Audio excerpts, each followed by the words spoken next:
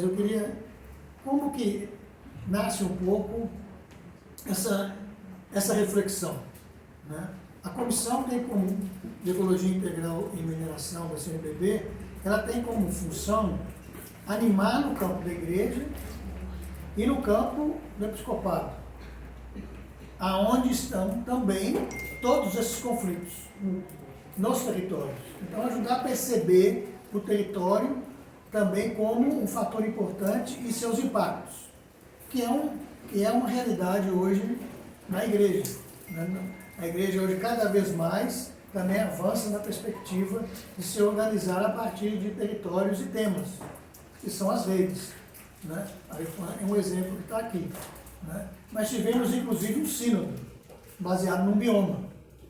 Então, são novos atores eclesiais, né? Importantes. E no caso da mineração, o que nós temos observado, eu sou frade franciscano, meu nome é Rodrigo, eu moro no Triângulo Mineiro, sou também da Comissão de Ecologia Integral e Mineração e da Rede de Igrejas de Mineração, e trabalho no âmbito dos franciscanos com o Serviço Interfranciscano de Paz e Ecologia da família franciscana. O que a gente tem percebido é que o Estado e o setor privado empresarial minerário, eles se completam e eles se fortalecem. Essa é a realidade que a gente vê em todo o território, né? Então, e além disso, os bancos, instituições financeiras e de grande força, as internacionais, né? Elas estão envolvidas no financiamento e na formação de tecnologia, de indústria, de logística, de mercado, que exige nas distintas cadeias, seja de suprimento, como nas cadeias de produção, de cada vez mais extração. Então esse é um conluio. E nesse sentido, as populações locais, elas são desapropriadas. No Brasil, essa relação está sob a hegemonia do setor minerário. Eu venho de um estado onde isso é muito claro, né? O poder das minerações há mais de 300 anos, né? E não é à toa que é tão profundo que culturalmente eu sou mineiro. Imagina. Ele captura, ele submete o Estado aos seus interesses, e aí então o resultado é um arranjo político, no qual as instituições do Estado, os poderes do Estado e as legislações estatais, elas servem para moldar o resultado em benefício desse setor. E aí, então, que a gente começou a refletir, porque com os grandes desastres crimes, e se diz crime porque existem provas suficientes, não só levantadas por nós, pela sociedade civil, mas pelas próprias investigações das instituições do Estado, como Polícia Federal e outros, mas que não resultam nunca na criminalização. Parece que o Código Penal não existe. Só existe Código Civil, mal, para se fazerem acordos. A gente começou a notar que existe uma estratégia no que tange a reparação dos danos individuais, coletivos, nos impactos causados em relação ao meio ambiente, e que era necessário a gente começar a refletir, porque dado o volume e o tamanho, mas existe um crime cotidiano, porque não é só barragem que rompe, que mata. As barragens, elas matam. No caso de Minas Gerais, você tem Paracatu com centenas de casos de pessoas com câncer que já morreram por causa do arsênio, e Araxá, lá é uma empresa canadense aqui em Ross, na extração de ouro, Araxá com a questão do nióbio, né? E com metais pesados como bário, etc. E que arquitetura é essa? Então a gente pensou fazer um diálogo aqui. A gente queria pedir para o Dom Vicente colocar a experiência, a vivência, né, e a reflexão que ele tem de estar no meio, né, e envolvido diretamente nessas áreas, que são áreas que, infelizmente, dentro da visão que a mineração e que a narrativa da mineração coloca, são chamadas áreas de sacrifício. Você começa a fazer essa discussão, a empresa vai dizer, aqui eu tenho uma rigidez locacional. É aqui que está o minério. Eu não queria explorar ali, puxa vida. Não é que eu sou mau, mas o minério está aqui. É aqui que eu tenho que explorar. Mas é aqui que está a água, é aqui que está a biodiversidade, etc. Né? E, nesse sentido, nós queremos começar, então, com o dia a dia, com a vida, e depois pedindo aí para o Wellington aprofundar, então, o que é esse arranjo que está criado? Que arquitetura é essa? Já vai aparecer muito aí na fala do Dom Vicente. Nós estamos imaginando aí uns 25 minutos cada um. Controla. Você é controlador. Exatamente, por isso que eu vou controlar. Manda a ficha. Então, boa tarde a todos e a todas. Tem representações tão importantes de entidades aqui que são lutadoras, né, pelos direitos humanos e da terra. Então a gente fica feliz de ter essa oportunidade de partilhar essa obra que vem de uma, como o Rodrigo disse, uma experiência. Talvez eu mudo um pouco então a minha perspectiva. Eu podia falar de uma análise de conjuntura, mas aqui está cheio de professores, doutores, então não há necessidade disso, né? Talvez a partir de uma experiência que eu nomeio como uma experiência também de conversão para mim, enquanto branco, homem, bispo, né, autoridade de uma cultura católica, europeia, que vem toda essa tradição, com todos os adjetivos substantivos e substantivos também dos colonizadores, pós-graduado, doutor, capezeira toda que a gente tem, com todas as nomenclaturas. No dia 25 de janeiro de 2019, eu estava ali, então, em Brumadinho, com o bispo auxiliar da Arquidiocese de Belo Horizonte, apenas um ano e pouco de bispo, e caiu o mundo caiu em cima de 272 pessoas que morreram imediatamente, e toda uma bacia hidrográfica, eu vi tudo acontecer, e a partir daí, então, foram 4 anos antes de sair para a nova missão em Livramento de Nossa Senhora na Bahia. Me prometeram que seria um lugar extremamente bacana, e de um povo muito bom, Chapada Diamantina, que paraíso. Quando eu chego lá, em pouco tempo, já sei que então tem projetos de mineração, de agronegócio, de eólica. Então eu falei, aqui que nós vamos continuar a nossa luta.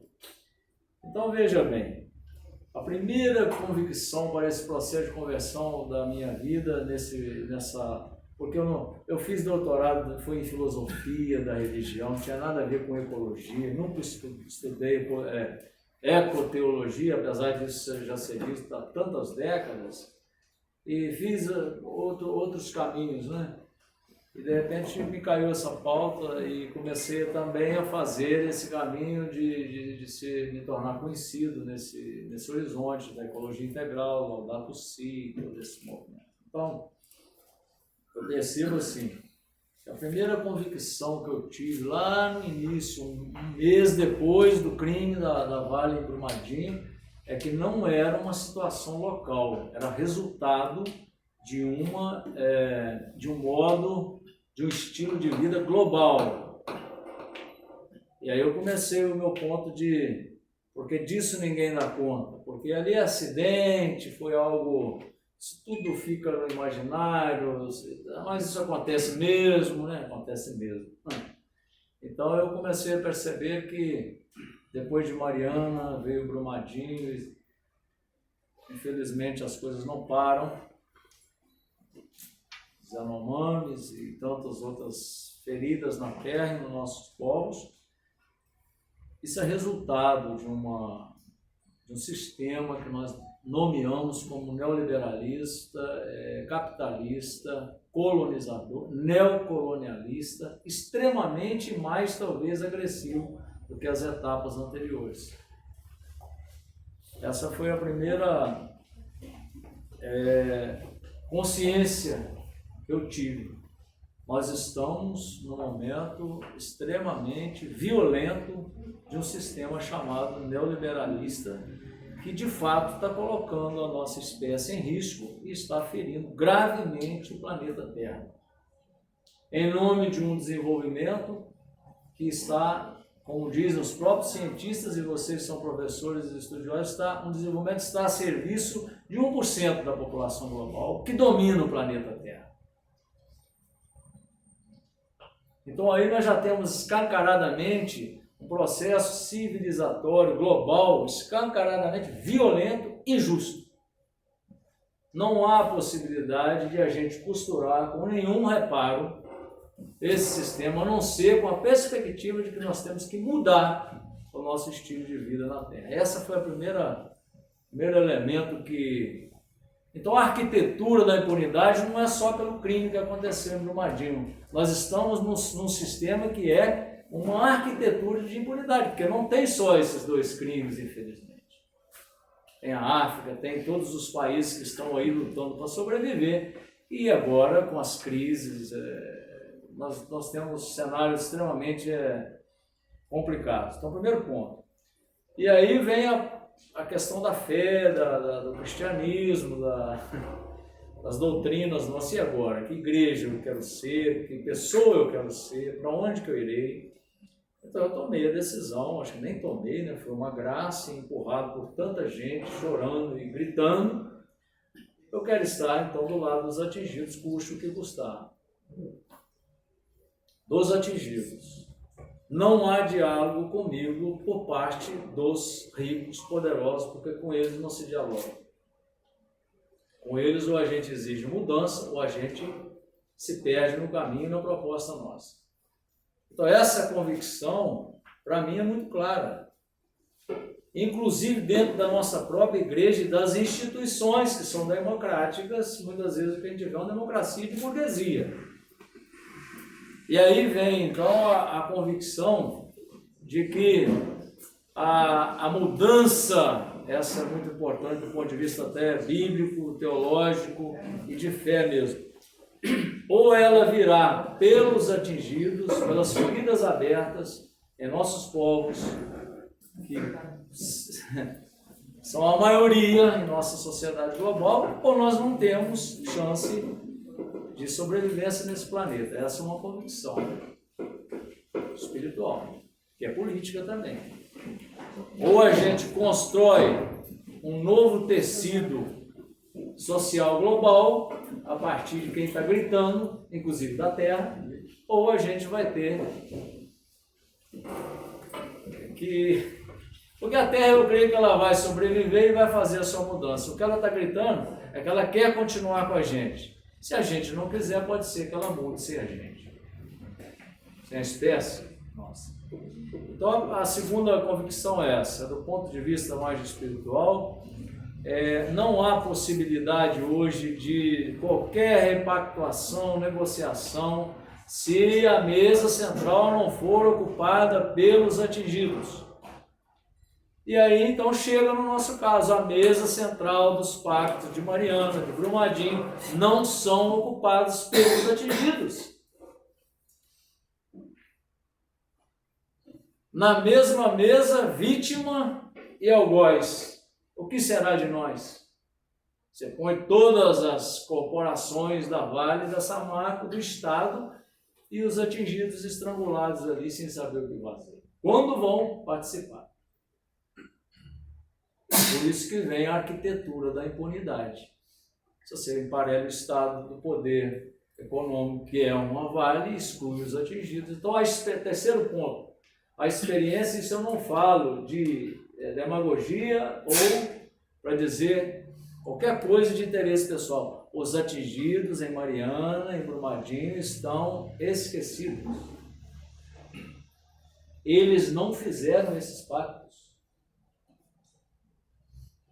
Mas e as instituições de justiça? Elas estão emparelhadas com o Estado de Minas Gerais.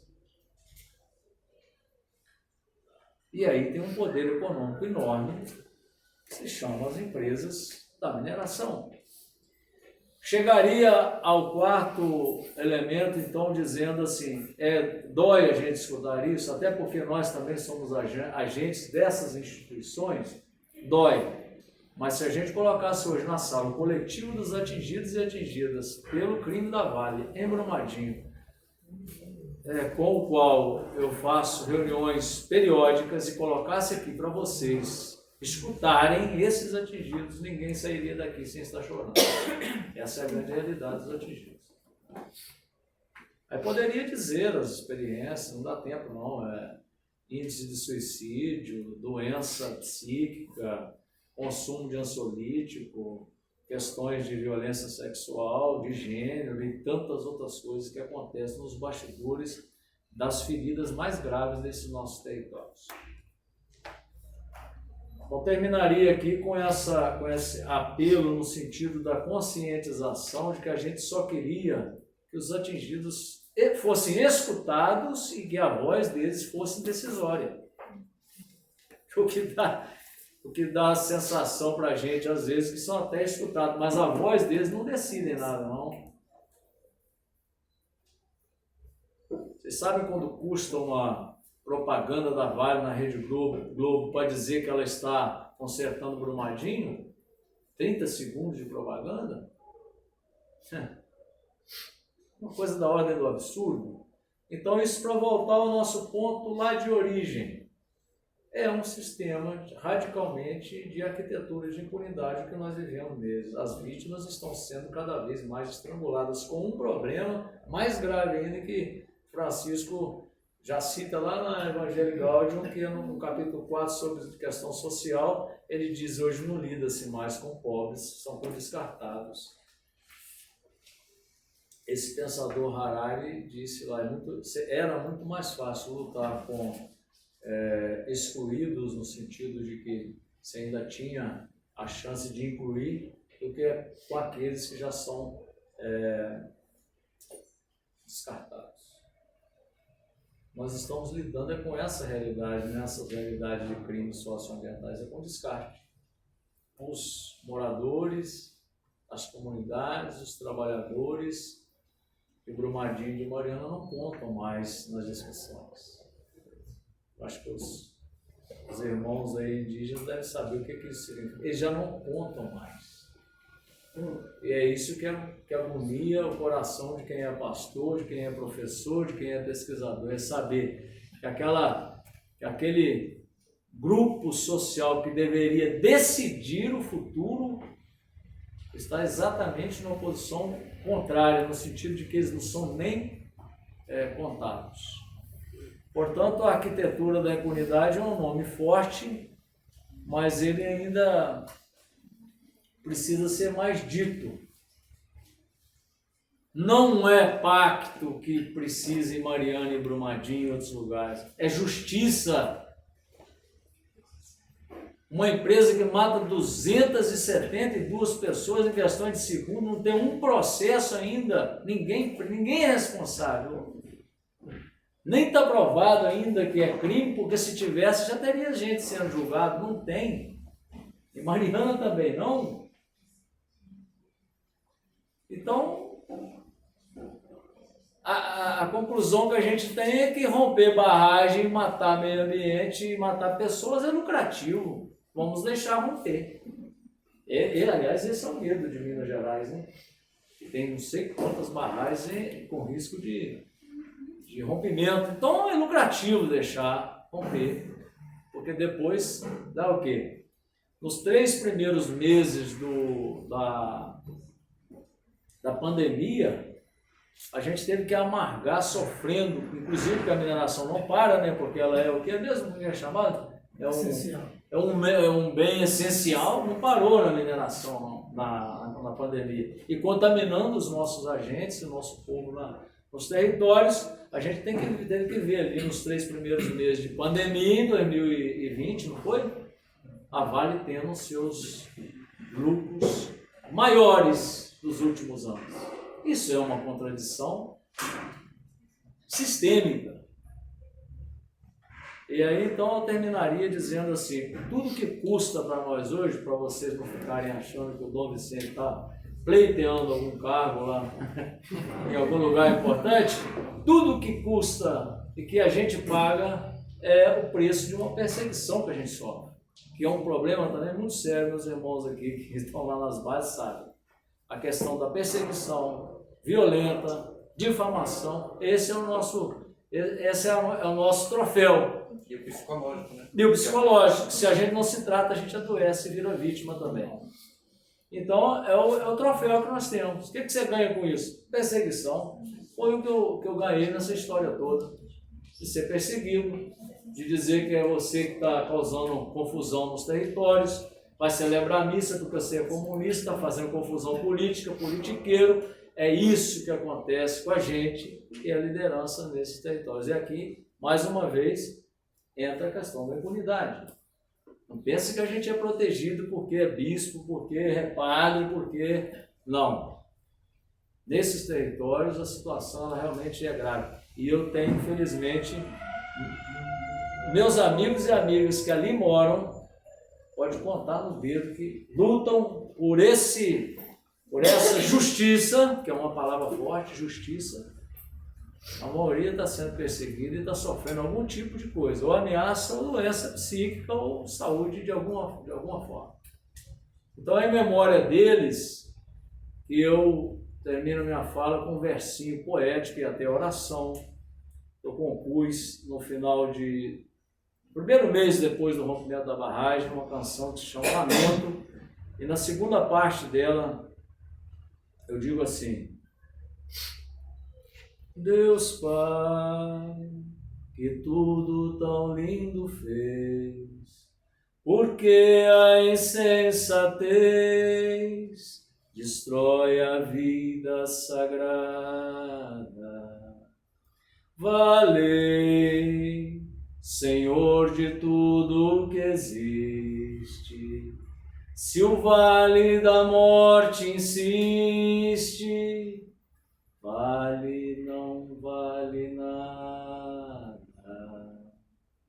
Bruma de Brumadinho se foi embora, seu povo chora, dor que dói demais.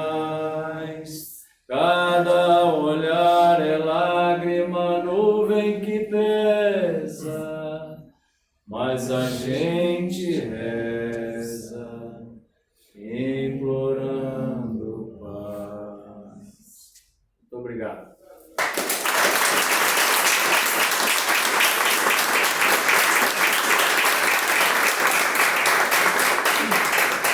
Depois a gente vai abrir para perguntas, acho que depois o coração fala, não tem comentário. Falaram mal de mim, minha orelha ficou vermelha. Ela fala e já estão batendo no passo do Bom, foi nos dado uma tarefa muito difícil, né? Quando a equipe da rede e do CNBB, da Ecologia Integral, nos pediu para, em 100 páginas, relatar que foram os crimes, né, do Rio Doce e da Samarco. Nós tínhamos que caprichar muito no nome, né? Porque em 100 páginas você coloca pouca coisa. O que tem sido, né, desde 2015, a realidade dos atingidos, das atingidas na Bacia do Rio Doce. Quando nós criamos o Fórum Permanente de Defesa da Bacia do Rio Doce, nós fizemos uma caravana, em 2016, para visitar, né, os locais mais atingidos da bacia. O que é interessante, foram 3 ônibus, e dentro dos 3 ônibus nós percebemos que nós tínhamos lá mais de 60 entidades participando daquela caravana. E no Médio Rio Doce nós temos, eu acho que é a cultura brasileira, eu acho que é a nossa cultura, as lutas muito individuais, cada um com a sua luta. Eu lembro uma vez que estava com o ministro da França, o Padre Pedro, o que nos levou lá, que nos recebeu. Nós temos muitos projetos com o Brasil para crianças. Né? O problema do Brasil é que cada um é com o seu projeto, é com o seu escritório, com o seu computador, ele não consegue ter integração entre eles. E é muito dinheiro que é Estado. Né? E sempre isso ficou na minha cabeça, e lá nós, conversando com essa entidade, falamos, por que não podemos criar um fórum de lutas em comum? Né? Então, nós temos um problema hoje, a Rio Doce, vamos, e o Passo Rio Doce, né, a margem, a população, as lutas do sindicato, pode ser uma luta de todos nós, a luta da mulher camponesa pode ser uma luta de todos nós, a luta da aldeia Pataxó, dos Krenak, pode ser uma luta de todos nós. Por que a luta do Krenak tem que ser só a luta do Krenak, do Pataxó, só do Pataxó, a do sindicato trabalhador, só do trabalhador? Por que nós não podemos integrar as lutas e fortalecer? Porque nós criamos o fórum. E o fórum não podia ter CNPJ. A maior dificuldade que nós tínhamos era custear a luta dos atingidos. É muito difícil, né? E o Nelito, o pai Nelito sempre falando, nós temos que criar um CNPJ. Mas criar o CNPJ no fórum, morre o fórum. Então, você cria o CNPJ, começa disputas. Aí eles não querem vir, porque vai fortalecer o fórum em detrimento da minha luta, em detrimento... É muito difícil isso. E até o Nelito nos ajudou a construir um estatuto para pensar, questão de vários nomes. Aí nós perdemos o Nelito, aí nós forçamos a criar esse instituto em nome do Padre Nelito, que era um sócio dele, para lutar por essas causas incomuns. E nossa pretensão não foi o Pedro, né? O Pedro Andrade que nos ajudou, que ele escreveu um pouco mais do Paraupeba, que ele viveu mais do Paraupeba, ele é advogado, e a Juliana, né? A Julião, ela escreveu um pouco sobre as assessorias técnicas, né? Assessorias técnicas que veio até na luta dos movimentos sociais, sim, mas uma grande preocupação que nós temos, né, da ação das assessorias técnicas, como desenvolver esse trabalho. Então, vamos falar mais sobre a técnica no final, que está no final do livro. Mas a bacia do Rio Doce, ela se tornou um campo fértil de pesquisa. Os atingidos, a gente está lá com os atingidos, eles falam para a gente, não aguento mais responder questionário. É questionário de renova, é questionário do município, é questionário do Estado, é questionário de advogado, é questionário de universitário, é mestrado, é doutorado. Nós não aguentamos mais responder questionário. Não tem salário para isso, né? Contar a vida dele. Tem que contar a vida dele para repetir a vida. A Joelma, que é a liderança, vocês têm vontade de gravar, aí quando eles me procurar, eu ligar o gravador e responder. Tem que responder isso toda semana, 3, 4, 5 vezes, a mesma coisa. Eu mesmo eu já vi 2, tem mais 3 lá, para ler que eles querem contribuição, eles falam um pouco da experiência da gente, né? E damos as contribuições, então não tinha interesse de tese nenhuma, mas é colocar um pouco o que a gente sente de realidade lá na ponta. Aí nós começamos a trabalhar esse material com uma palavra, governança. A grande preocupação das instituições de justiças, né, e também do governo, para dizer, gente, que esse acordão que foi feito, tá? O próprio Ações de Justiça, Ministério Público, Federal, Estadual, Minas, Espírito Santo, questionaram a não participação do defensor público, do promotor, aquele que promove, aquele que defende o público, não foram convidados para participar do processo. Então, eles usaram o argumento que eles não participaram e que os atingidos também não participaram. Então, eles questionaram o acordão chamado TETAC, né? Termo Transitório de Ajuste de Conduta. Infelizmente, né, nós somos todos aqui militantes, eu percebi aqui, foi o nosso governo. Tá? Foi o nosso governo.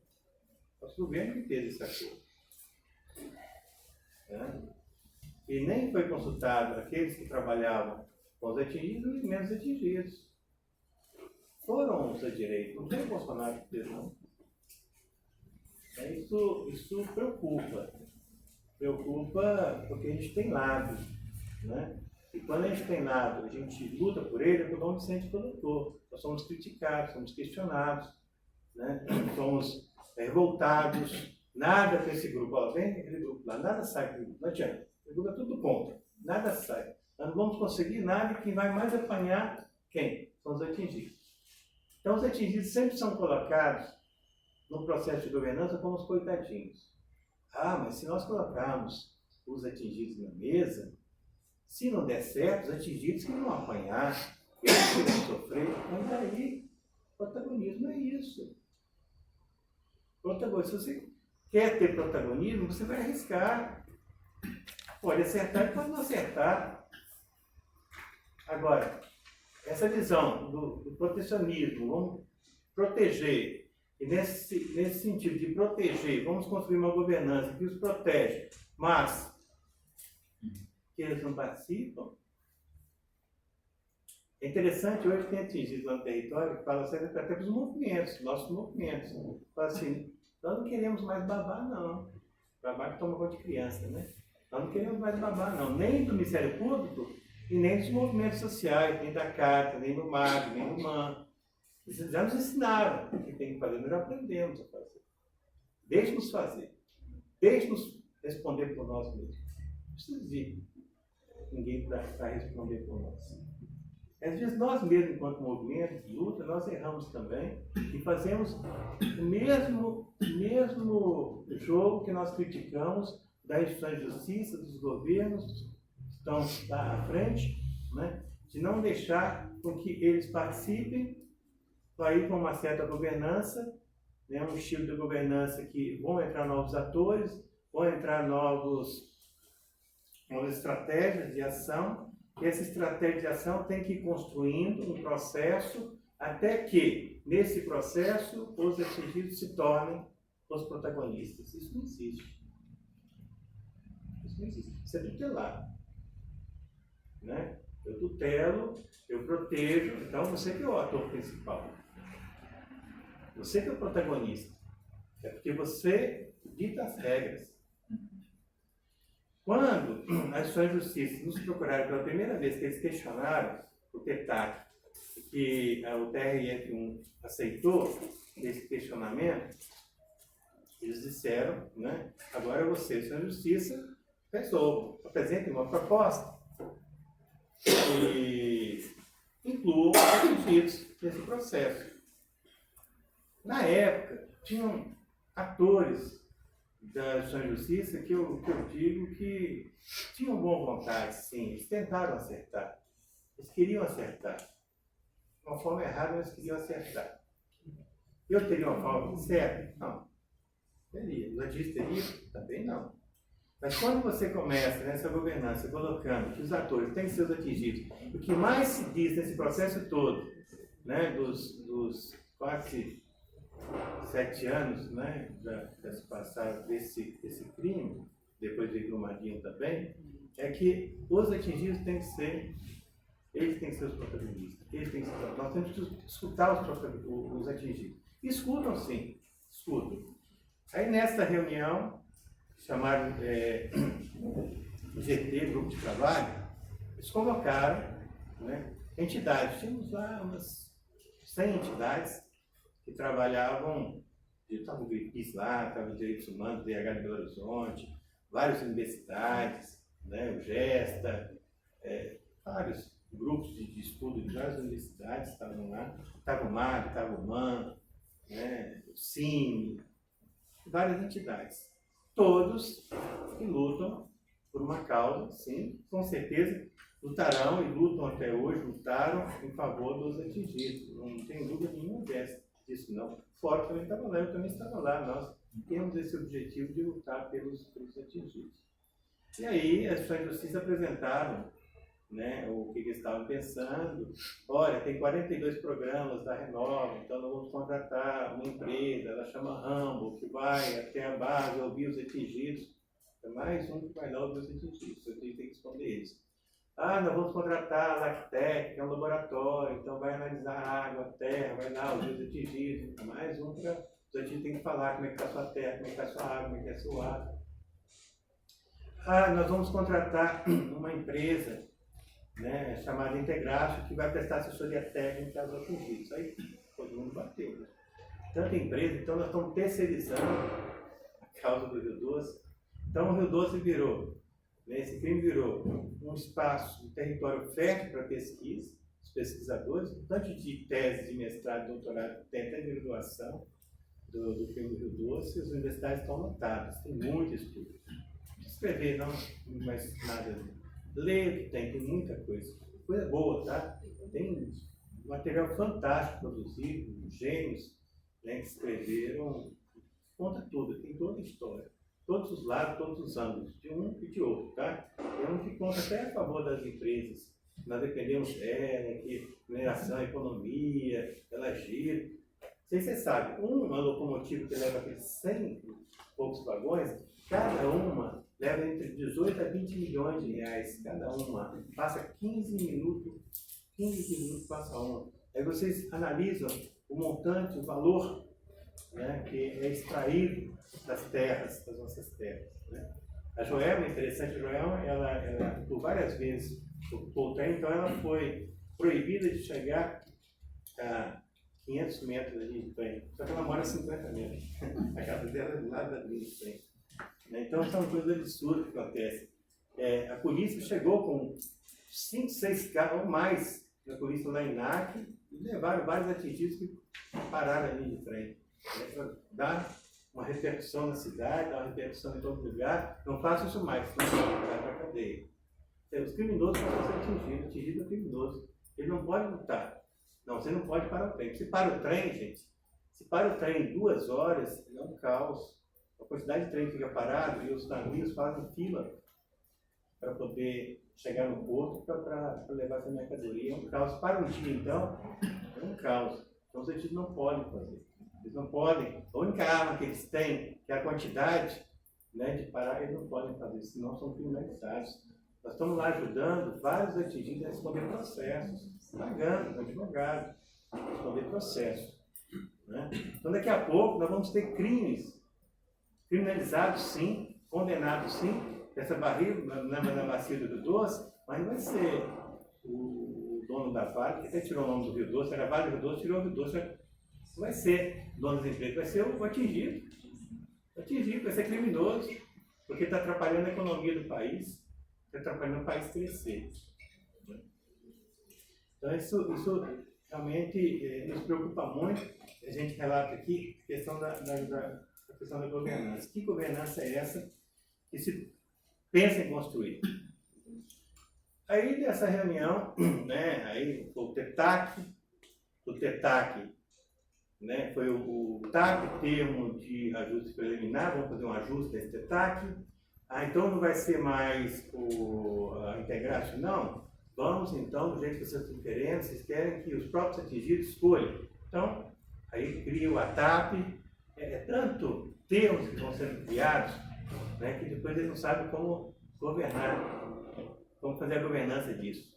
E depois que cria a assessoria técnica, então vamos agora construir um processo todo, que junto à assessoria técnica, nós vamos fazer com que os atingidos realmente sejam os atores. Aí a Ação e Justiça foram, esforço, é verdade, tem que dar mérito a eles, né, e dizer que eles foram muito sinceros. Eles foram até a Bacia do Rio Doce apresentar o TETAC.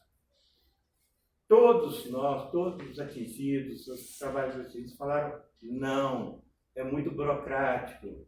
As instâncias de governança, a maioria pertence à empresa. Se a maioria é da empresa, todo voto nós vamos perder, porque nós vamos participar dessa governança. Se a empresa vai ter 8 e nós vamos ter 4, tudo que nós propusemos lá, nós vamos perder.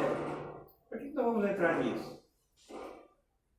Aí chamaram lá no Ministério Público, fomos lá, dados atingidos também.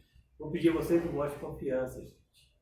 Voto de confiança para que o TAC-GOV comece a ser implementado e que dê certo. Nós somos mais ou menos se der errado. Se der errado, pode ter certeza que nós vamos estar com você. Nenhum daqueles atores que estavam lá na mesa estão no processo mais. Todos foram retirados, colocados. Todos eles estão sozinhos lá dentro. Né? Esse TAC de governança que a gente relata aqui para entender que é tão burocrático que todos os acadêmicos aqui, doutores, não conseguiriam colocar em prática. Tão burocrático que é o tal do TAC de governança. Tem que criar as comissões. As comissões, elas têm que ter autonomia. A assessoria técnica tem que ajudar essas comissões a se organizarem. Então, vai ter o orçamento atingido.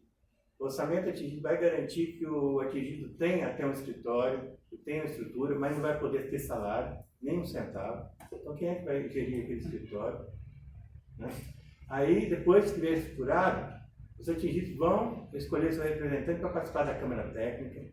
São 11 câmaras técnicas, cada Câmara Técnica de um tema. Tem o da água, tem o da saúde, tem o do turismo, tem o do controle social, tem 11. Escolheram só que só 10 atingidos podem participar da Câmara Técnica. Tem uma bacia, quase 700 quilômetros, né? Mais de 1 milhão de pessoas, só 10 vão poder participar. Então tem que brigar entre eles para ver quais 10 vão participar lá.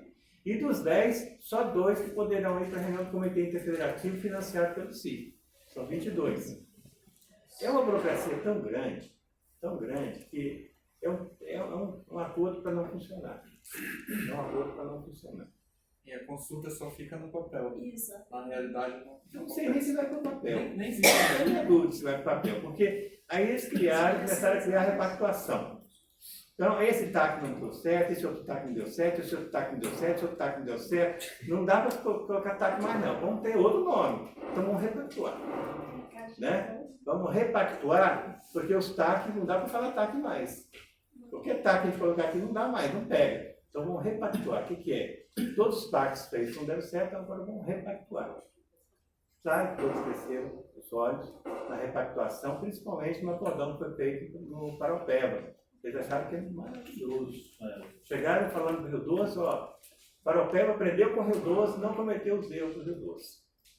Paropeba fez, aí foi o Pedro que escreveu, né? Fez uma maravilha. O que fez?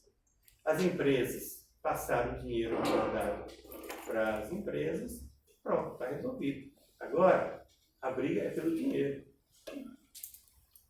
É quem administra o dinheiro. Quem administra o dinheiro? São entidades, né? São bancos. Aí é briga pelo dinheiro. Os atingidos agora tem que brigar pelo dinheiro, tem que brigar mais com as empresas. Disparar o olhando de trem mais. Então está resolvida a questão das empresas. Elas não são mais criminosas, porque elas fizeram um acordo, assinaram, cumprir aquilo que foi determinado para mim. Determinado.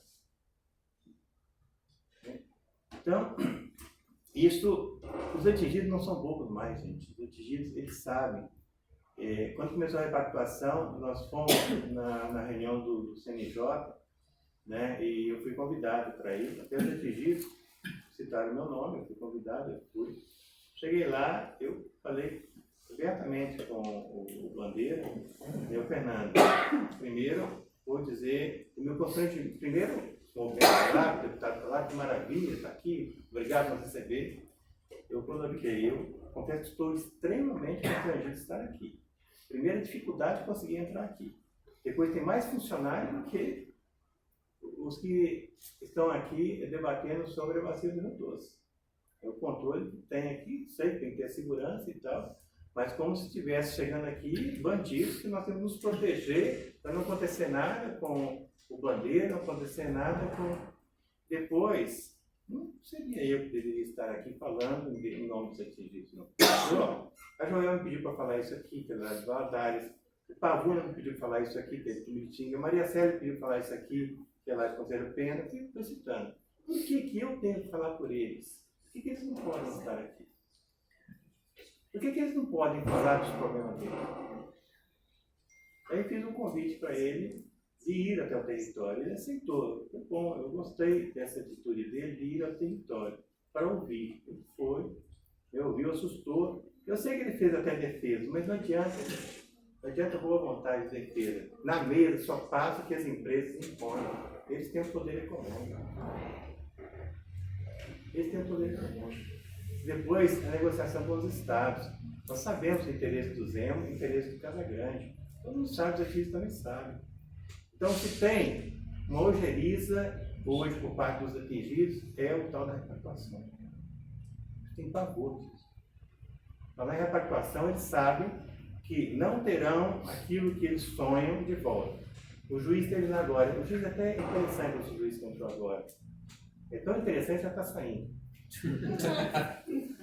Se não fosse interessante, fosse bom, né, ele está peitando, ele está tendo coragem de peitar algumas coisas. Por exemplo, peitou, a Soria Técnica estava 4 anos, o Mário não deixava de jeito nenhum, ele peitou.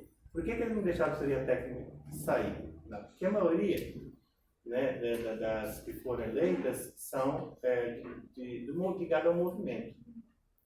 Dos 16 territórios, 8, 12 ligado ao movimento. Então, as empresas não queriam de jeito nenhum. Mas o doutor Michael ele entrou e falou assim, não, se foi esse processo, se foi todo o processo discutido, os atingidos, eles concordam, vai. Então ele estipulou um prazo para as empresas colocarem as assessorias técnicas em campo, estipulando uma multa de R$200 mil por dia se nós colocarmos, as empresas colocarem. Mas as empresas colocaram, eu confesso, nem sei se é para o Dr. Michael, não. Eles estão mais preocupados com o processo de Londres do que a repactuação ou do que aqui. Porque o processo de Londres tem mais de 200 mil processos. Mais de 200 mil processos. Se eles falam que as coisas estão sendo resolvidas aqui, como é que tem 200 mil processos? A empresa de Londres conseguiu colocar 200 mil processos. Tem mais de 500 empresas. Comunidades indígenas e quilombolas. Tem 26 prefeituras. Todos no processo de Londres. Estão mais preocupados com o processo de Londres do que com a repactuação. A repactuação para eles já tem o valor, está estipulado, já determinou. Por exemplo, se eles querem, é isso que eu ia colocar. Quando o juiz esteve lá, o Dr. Michael agora, há 3 semanas atrás, é interessante, ele colocou colete, proteger e tal, né? Ele colocou sem colete, a Joelma falou assim, para que isso tudo? Não, é protocolo, não tem jeito, é segurança. Aqui, se o senhor cair aqui, eu tiro. Né? O meu rio, ninguém vai morrer no meu rio. Tá? Pode morrer de doença, mas de afogado não. Então, esse colete do senhor não vai proteger o senhor da doença. Você fica doente, mataram meu filho, está doente. Então, não é esse colete. Esse colete o senhor não vai morrer nunca, porque a gente não vai morrer. No meu rio, ninguém morre afogado. Eles tratam o rio como se fosse a extensão da vida deles. É o supermercado deles, é dali que eles tiram seu sustento. Né? O Pavuna sempre fala, ele pergunta, toda reunião nossa, desde o início, no fórum que ele vai, ele pergunta, ele me dê uma resposta. Eu, irrigando a minha horta, irrigando né, o meu pomar com essa água do Rio Doce e vendendo esse produto para o PNAE, né, que vai para as escolas, para as crianças, eu não estou contaminando as crianças? Eu não estou cometendo uma coisa errada? Eu não estou cometendo um crime? Ninguém me responde isso. Agora eu vivo disso. Se eu parar de produzir e não vender, e se eu vendo e no futuro essas crianças estiverem contaminadas, eu ainda estiver vivo aos meus filhos, vai saber que eu fiz isso. Gente, isso é um problema na consciência das pessoas. Aí vem um trauma que o Dom Vicente colocou, que é doença mental. E nós fizemos um levantamento lá da quantidade de remédios antidepressivos nas farmácias dos distritos, aumentou em 6 vezes depois do crime. 6 vezes depois do crime. E depois jogar dinheiro. A Renova veio para jogar dinheiro. Tem um distrito lá de Baguari que tem mais pessoas que receberam a indenização da Renova que moradores.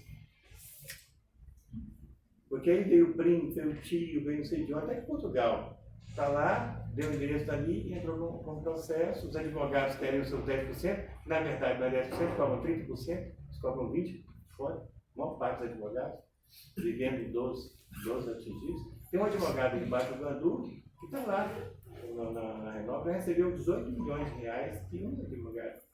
18 milhões de reais de indenização. 18 milhões de reais de indenização. Um advogado. Quantidade de advogados que tem. Né? Aí veio o Dr. Mário criando o sistema Novel. Né? Ele criou uma matriz de danos, ninguém sabe de onde, pode ser o técnico das empresas mesmo, jogando dinheiro. E na cidade, nesses distritos pequenos, é interessante, os filhos falam assim, não precisa trabalhar mais não, meu pai agora recebeu da indenização dessa máquina, não precisa trabalhar mais não, com a motocicleta, né? Uma ilusão, passageiro. Tem um lá de Ilha Brava, que ele recebeu, comprou um carro e falou assim, eu vou construir minha casa e comprar meu carro. O meu carro eu não consigo trabalhar nem que seja de Uber, né? Aí começou a construir a casa dele, não chegou nem a um terço da casa, né? Ele comprou o carro por 40, vendeu por 32 para poder terminar a casa. Já gastou tudo na casa, não terminou a casa ainda. Hoje ele está vivendo de cestas básicas que nós oferecemos.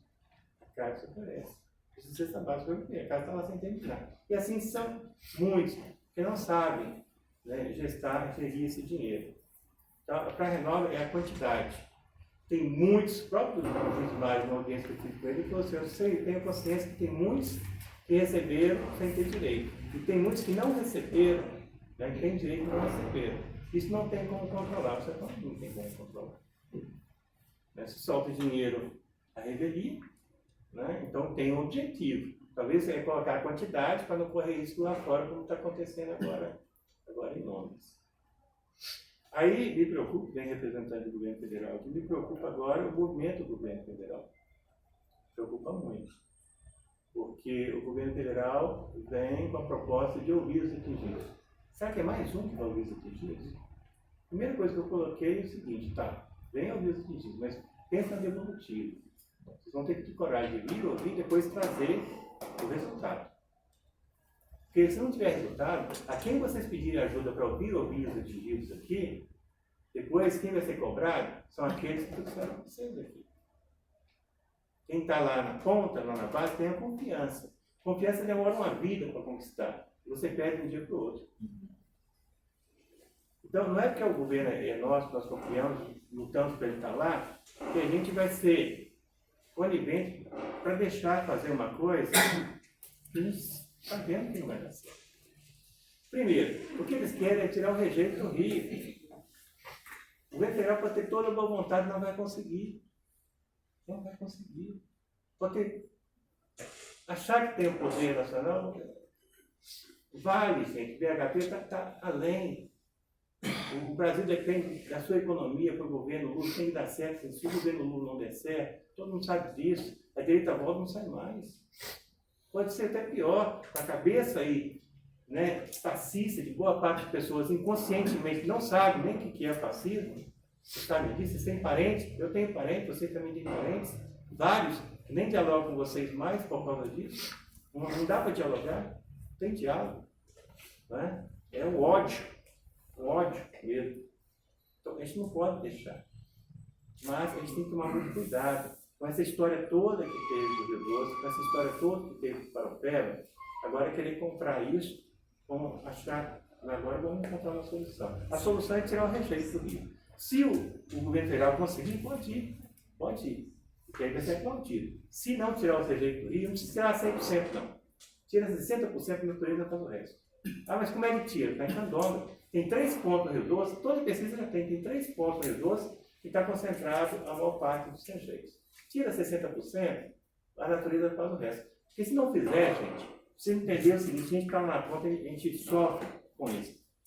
Quando teve o rompimento da barragem, os agricultores, os ribeirinhos e os moradores, eles sofreram menos do que 2021. Porque 2021 veio uma enchente, choveu muito, veio uma enchente maior que 2015.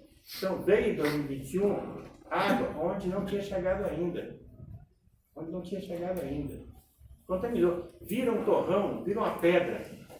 Assim, ó. Quem vai lá ver dessa grossura assim, ó, você tira. Como é que você planta? A única coisa que eles têm conseguido, com muito custo, é o feijão. O feijão consegue. Ele consegue, a gente consegue. Vai estar contaminado ou não está contaminado? Isso ninguém responde. Não consegue. Aí eles trabalham, lutam para tirar aquele torrão, fica lá 6 meses, 8 meses para tirar aquele torrão. Quando vier outra enchente, vai perder todo o trabalho que eles fizeram, novamente. Porque o minério continua. E cada enchente que vem traz o minério novamente. É um crime continuado. Que não tem solução. Não é repactuação que vai solucionar isso, não. É atitude. Não é dinheiro. Estou falando de dinheiro. Estou falando em torno de 110 bilhões de reais. Esses 110 bilhões de reais, a Renova já disse, as empresas já disseram que já gastaram uns 60, uns 50, uma coisa assim. 50 bilhões já gastaram aqui. Dos 23 programas, dos 42 programas que tem, só tem funcionário mesmo, que as pessoas elogiam, tem um. A maioria nem está funcionando.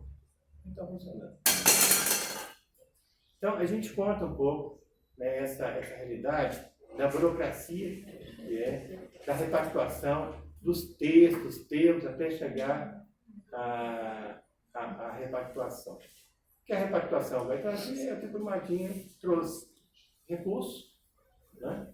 Então vai vai ter recurso para projetinhos, projeto, para ajudar a sua comunidade. É só você vender minha terra, porque a minha terra vai vir, os rejeitos da enchente vai contaminar de novo. Então o projetinho vai ajudar pouca coisa. Né? Vai ter também uma transferência de renda. Então nós vamos estar passando um recurso para vocês. Por gente atingido, na sua maioria, que vive do Rio e que ama o Rio, né? A comunidade indígena é prova disso. Não está querendo dinheiro, não está querendo o Rio de volta. Ele quer o Rio de volta, ele quer a sua vida de volta. Né? Ele não vem da terra por nada. Quando a gente vê a Joel, Maria Célia, Pavone falando com os filhos, com os netos, né? Os filhos trabalhando, as filhas trabalhando ali naquela terra, a gente chega lá na ilha deles, lutando para tirar aquele minério, dá pena, porque a gente sabe que o ano que vem a enchente vai perder tudo. Qual o dinheiro que vai ter transferência de renda? Eles não pedindo esmola, não. Eles não querem aposentar, eles querem trabalhar. Eles sabem que a aposentadoria que ele vai receber não vai garantir o sustento dos filhos e dos netos dele. Né? Então, é um pouco dessa realidade, né, que a gente tenta colocar em poucas palavras aqui, não vou passar de 100 páginas, né? Mas já me deram aqui os minutos aqui. Se a gente for falar dessa realidade, gente, a gente fala a noite toda, né? Porque é doído. Quem está lá na ponta sabe disso, sofre, né? A gente é atingido. Quando vem essa enchente, sobe uma poeira que a gente não sabe se é tóxica ou não. Né? Quando a gente respira, primeiro vem aquela lama, que não é lama, é uma pasta. Antes, quando vinha enchente, o pessoal aí dos Araújos, da cidade, aí dos Araújos para a cidade de Valadares, é como se fosse a Lagoa da Pampulha para Belo Horizonte, né? Tem história toda ali. Então, aquelas senhoras lá não quer, criou os filhos ali, criaram os netos ali, né? Não querem sair de lá, e os filhos não querem que fique lá. Porque vem a enchente, é uma placa que antes eles limpavam a casa, pegando a própria água do rio, agora não. Agora tem que ser inchada mesmo, tem que ser equipamento para. E se endurecer ali, não sai mesmo. E depois que seca, sobe um pó, uma poeira, que ninguém sabe se é tóxico ou não é tóxico. Então a gente não sabe o problema, né? Aí, as questões difusas, que a gente não sabe o que vem no futuro, a gente não sabe. Se vem uma grande crise, né, de doenças no futuro, daqui a 10 anos, já está tendo, né? Na verdade já se constata isso de muitas pessoas lá.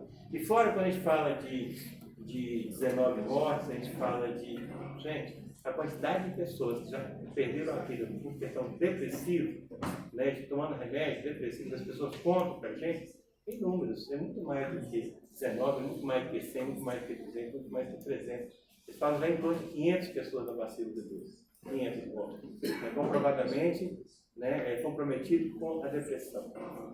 Então é por isso que não tinha outro nome da gente colocar, a não ser mesmo essa arquitetura da impunidade. Né? Desculpa por falar muito, né, mas é muita coisa que a gente tem para partilhar nesse momento, né, e preocupar mesmo porque essa arquitetura da impunidade, eu não escrevi, nós não escrevemos nela do passado, ela está no presente. E dependendo do presente, vai comprometer o futuro. Até nós não vemos. Tem que tomar muito cuidado com os passos que a gente dá para não cometer erro. Cometer erro é muito fácil, mas consertar é difícil. Muito obrigado. Obrigado. Nós vamos abrir para conversar, mas talvez seria só reforçando, né, que se criou um paradigma de solução